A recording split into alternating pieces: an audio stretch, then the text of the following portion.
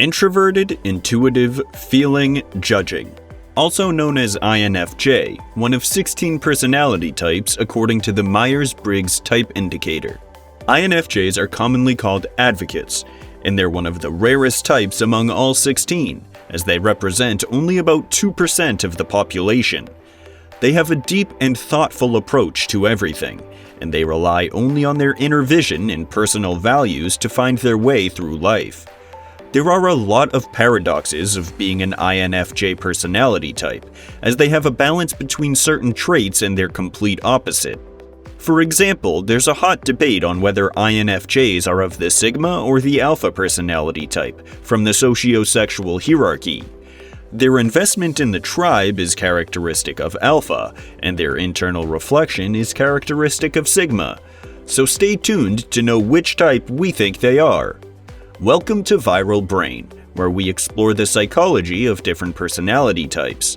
If you like this video, make sure to leave a like and subscribe so you can be notified whenever we release new content. These are 10 paradoxes that can make an INFJ's life difficult, and how to overcome them. Number 1. INFJs are hyper-aware of themselves, but have little awareness of others.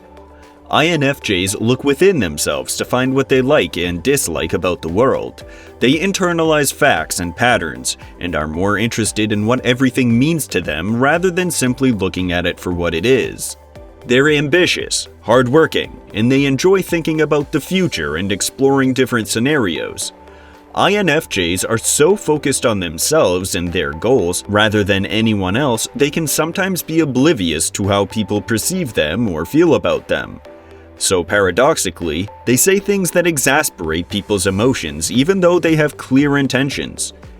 Even though they're empathetic and are aware of people's emotions, they have very little awareness of things like competitiveness, jealousy, and peer pressure. They just do their own thing, regardless of what the world thinks, and if you don't know why that can get you into trouble, you probably haven't tried moving against the herd before. Also, advocates have strongly defined preferences. They don't like something or someone just because everyone likes it. They look within themselves to find what they truly enjoy in life, and they're not afraid to embrace it. So they have different tastes in music, food, art, places, and pretty much everything.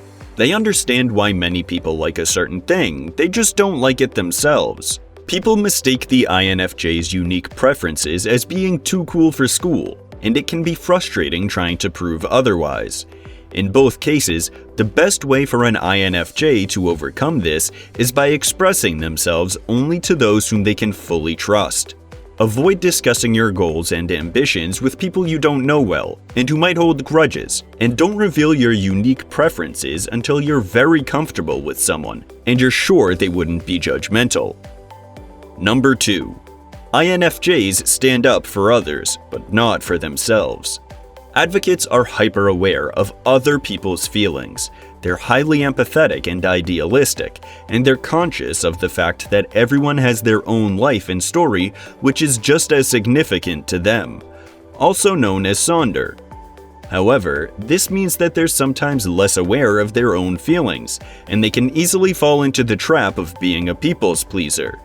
They can struggle to say no because they don't want to hurt or embarrass someone, so they're often dragged into situations they didn't want to be in. Number 3. INFJs know what's good for them, but they don't do it. Advocates find their way through life relying on their ideas and theories, which they form based on their own insights and intuitions. They take little information from external sources and have to be convinced for themselves before they believe something, or in something. This can make it difficult for advocates to take advice from other people, especially if these other people aren't as empathetic as the advocates and aren't taking other people's feelings into consideration. People can sometimes consider them stubborn, or not knowing what to do for their own good. They know what's good for them, it's just not necessarily what's good for people they care about, so they're often reluctant to do it. Number 4. INFJs enjoy life more than others, but also suffer more pain. Extroverted sensing is an inferior function for INTFs, which means it's much less developed than the other three. Those who develop it are hyper-aware of the information relayed from their senses, which means they can feel the cold breeze on their skin, enjoy the sound of music, or marvel at the deliciousness of food more than anyone would understand. However, this can also mean that they would suffer from pain more than other people would, or they're prone to having pet peeves like chewing noises or bright lights. They can be extremely annoyed if it's too hot or too cold, and they find it difficult to be productive under suboptimal physical conditions. Number 5. INFJs want to improve, but they hate criticism. Advocates can be extremely sensitive to criticism, even if it's genuine constructive feedback. They're the most idealistic personality type. They do everything on principle and care about doing the right thing more than their own personal gains. So if someone challenges their principles or personal values, or questions the effort they put into their work by finding flaws in it, advocates won't take it lightly. They can become exceedingly defensive in the face of criticism, especially when it's an insult to their core beliefs. This can make a lot of people avoid advocates, especially those who indulge in things INFJs would consider unrighteous. However, it still means advocates are left with few choices when it comes to making friendships. Number 6. INFJs are expressive, but they're reserved. Advocates tend to be sensitive and they value emotions and love to express them, but they tend to be very hard to open up. This is because of everything we've mentioned. They prefer to stay quiet most of the time in order to preserve their principles from any external scrutiny and avoid being judged for their different preferences. This can make it frustrating to get close to an advocate. Even though they're empathetic and sensitive, they can deliberately conceal emotions in order to avoid a connection. So it requires extra effort in order to be in a relationship with an INFJ, but you can be sure it'll be well worth it. Number 7. INFJs are extremely ambitious, but it can cause them depression. Kenophobia. It's okay if you don't know what that means. It's not a very common word. However, its definition is quite popular. The fear of being ordinary. In other words, the fear of the average. Advocates are motivated by the sense of having a greater purpose in life. Their dream lives is one in which they can create solutions that change people's lives. They want to have a real impact. This can spur them onto achieving great things for humanity, but it can sometimes backfire. An advocate might get extremely frustrated if their life gets tedious, or they can't see how what they're doing on a daily basis will contribute to their big visions. They can sometimes be blind to the fact that you can't change the world in one day. You need thousands of days of consistent work before you can really make a difference. And if someone with an INFJ personality type happens to be impatient, this can be a lethal spiral down the road of depression. Number 8. INFJs are perfectionists, but they don't know when to compromise. Advocates are idealistic, and they can sometimes spend too much time and effort on something to make it live up to their ideals.